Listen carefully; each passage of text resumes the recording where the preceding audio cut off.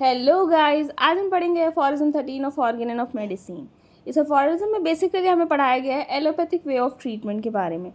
Allopathic way of treatment जो है वो फार डिफरेंट होता है होम्योपैथिक वे ऑफ ट्रीटमेंट से।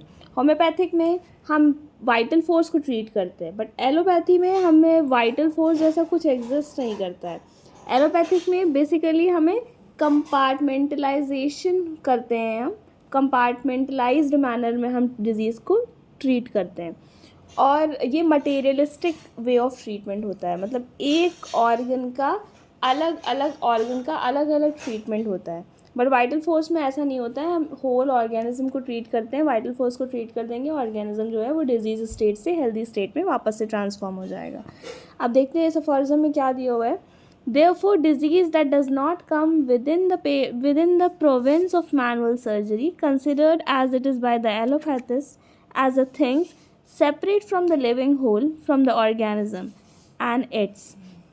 अब इस एफोरिज्म में हमें बताया गया है कि एलोपैथी वे ऑफ ट्रीटमेंट जो होता है वो डिफरेंट है, क्योंकि वो कुछ ऐसे डिजीज़ जो सर्जरी में काउंट नहीं होते हैं उनको ये भी कह देता है कि ये नॉन क्योरेबल डिजीज़ हैं।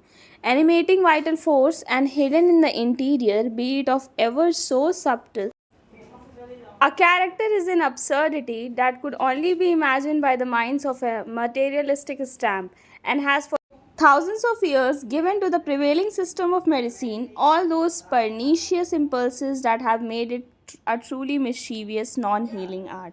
अब नॉन हीलिंग आर्ट इसे इसलिए कहा जा रहा है क्योंकि इनकी सर्जरी नहीं परफॉर्म की जा सकती है, मटेरियलिस्टिक व्यू में इसकी ट्रीटमेंट होती है। तो जब कोई क्योर ही नहीं है तो इसको नॉन हीलिंग आर्ट कह दिया गया है, इसीलिए एलोपैथिक वे ऑफ ट्रीटमेंट को ज़्यादा कंसिडर नहीं किया जा रहा है और होम्योपैथी में गलत प्रूफ किया गया है। Thank you, keep studying.